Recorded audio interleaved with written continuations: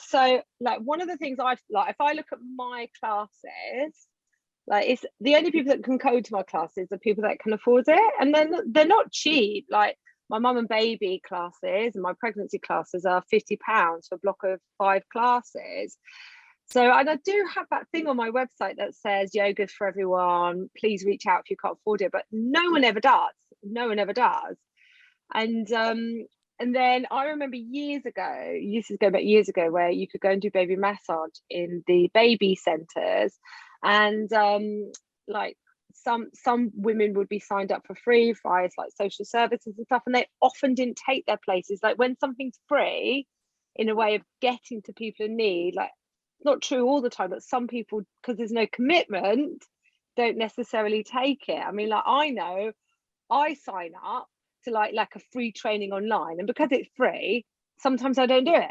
There's a commitment, but all the ones I pay even a little bit for, I end up eventually doing because I've paid for it.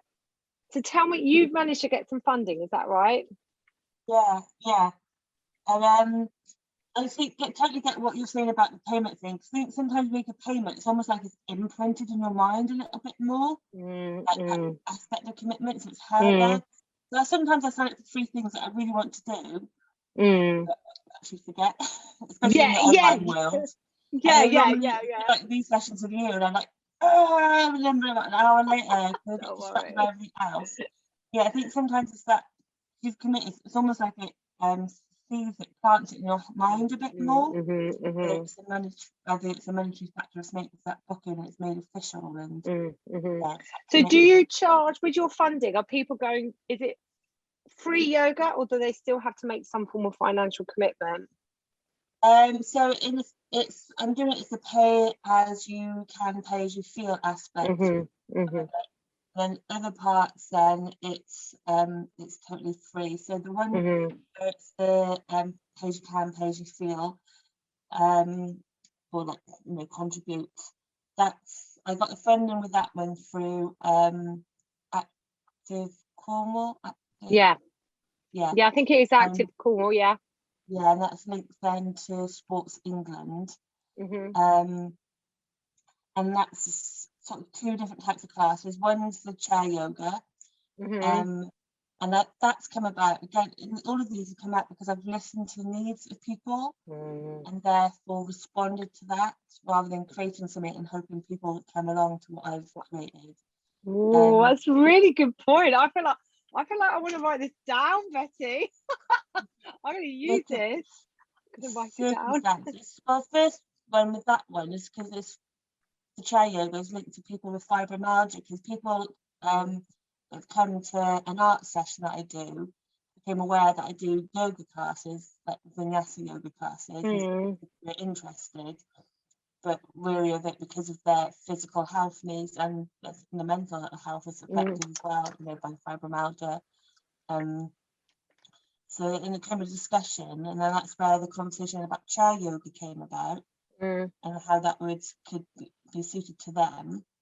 And then they were people in art class, but then also at the centre then there's this group that meets once a month, which is like a fibromyalgia support group. I went and arranged to attend one of their sessions and discuss it with these people and see what they felt about it. And and again, I got the response from them as well, you know. And there's some people that were like really intrigued, would love to try it. Some people were interested because perhaps it could be a way to aid them, you know, to help, you know. But there was definitely an interest there. But again, their circumstances, obviously a lot of them, they're, you know, have limited ability when it comes to work, and if they work and can they work. And again, it's that aspect of funding. And I explained to them about how I do the Friday classes already, which is like contribute, donate as you can. But there was someone from is it a social prescriber that was there, who said, "I'll see if we can look at funding." And so I thought I'd look at funding, and with that then you got one of these amazing conversations with someone else. Next thing you know, you find out about a funder that's looking for projects. Don't you think that's just like the universe, though? You send out a vibration and intention that's needed, and the universe connects the dots. It's that, like, I always think that's serendipity. I was pregnant with Lucy. I actually went and did some They were like mum and baby yoga classes for young mums, a charity working with young mums. And what worked, I was going into the charity on a session where the women were there anyway. So they didn't have to make a special trip to do yoga. They were there anyway as part of, like, you know, the charity and the work with the charity. And I just happened to be doing a yoga session. That's a very powerful way that for getting yoga to people who, look, otherwise you're saying to the, if I'd said to these mums, it's a free yoga class, come along, you know, in this venue that they don't know and they don't know me, there's a lot of blockages there. Whereas they knew the charity, they knew the charity workers, they knew that was a safe place. I was just coming into their space. And I think if you're going to do some free stuff, you've really got to team up with a charity, with a community, and go into their space. Totally agree. Because the chair yoga class now happens, but every other week it happens. But, and then because the fibromyalgia support group happens every 4 weeks, and I've timed it so that the chair yoga happens before the fibromyalgia support group. It kind of, well, it's like overlap, so then people come along to that, and then they have the support group after. And is it in the same venue, same building? Same. You've got funding for your admin and for your equipment. I think when we start teaching, or when we think about going out to teach full stop, we think about 1 hour class.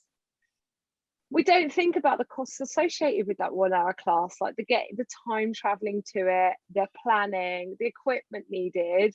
So you go out, you think, oh, I'm going to start this one class, la la la, and then a few weeks in, you're thinking, God, this is hard work to make a profit off it, you know. And even when you're working with vulnerable groups where you've got funding, you still have to be paid. Because you can't turn up and help these guys if you can't heat your house, if you can't pay your bills, and you can't feed yourself. Yeah, technically, I think through the training I had with you, you reiterated that quite a lot through our training. Oh, Betty, well, look, you're just a little inspiration. You're just a little reminder that we don't have to take the traditional model where we go and hire a village hall and teach what we want, or teach, you know, we go and talk to people, like literally go and talk to people, and create something in a physical space that they want. And from that, the magic grows. Yeah, it comes alive, and you see them come alive, and that's what makes it wonderful then. So you need to, do you have a, just out of curiosity, do you have a website? No, I keep on thinking. No, don't laugh. This is good because this is great. Well, I've got one from my art practice, like my photography and poetry. And I keep on thinking, I need to update this because I've told you I've just a community interest company. Yeah. Oh gosh, no. So I've set that up so I can apply. So community interest company started. Then it has taken like just over 2 months to get the bank account sorted because everything's so long. Last week or so the funding can come in. And it's like, how do I help people get funding? How do I get funding? Oh, I need a community interest company. It's just, I think the thing is that you've not seen any of that as barriers, but I think a lot of people go, oh, I've got to set up a community interest company, oh god, and I've got to fill out paperwork.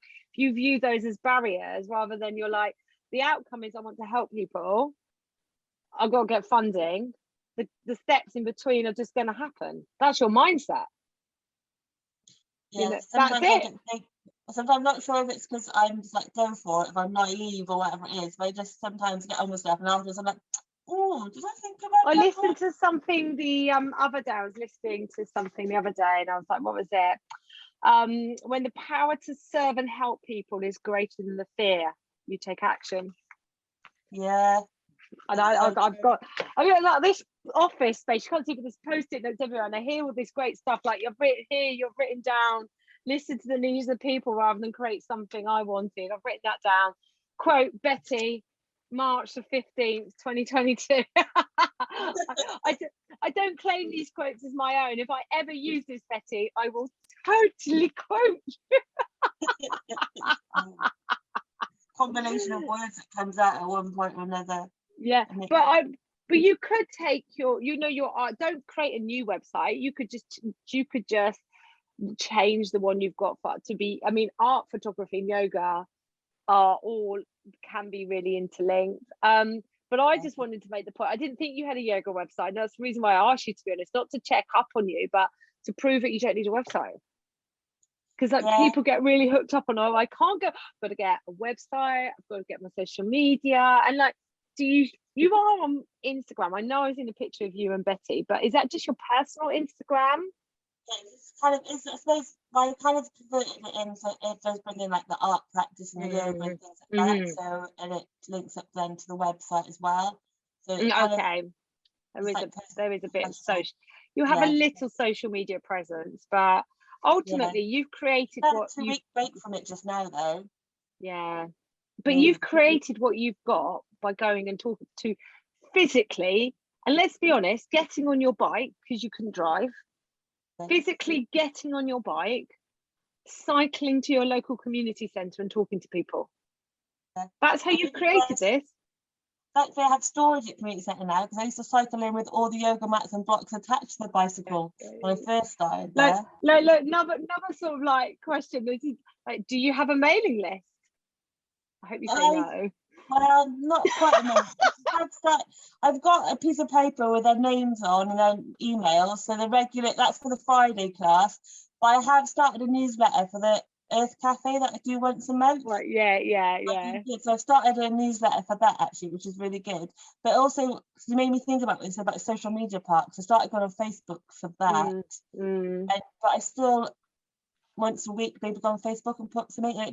Facebook has been useful, but again, a lot of that though has become word of mouth. Yeah, again. I think community reach, when you're thinking like whether you're trying to do your model, which is charity, get funding, or whether you're going to teach local classes, community, I think like honestly people totally underestimate going out and talking to people, word of mouth, flyers, all of these things that we've kind of forgotten because of COVID, and then it still really matter. Yeah, because when I've had the Earth Cafe, I've done the thing where people can leave their email address, and like the previous ones, I've asked them like how they found out about it. Yeah, so I have that good comparison. Can you remember people used to do, I'm gonna get a piece of paper, people used to do a poster, right, and then put their number like that and cut, rip the buttons off. Let's bring that back. Yeah, no, you've got me thinking now. I want to do that somehow. I love things like that.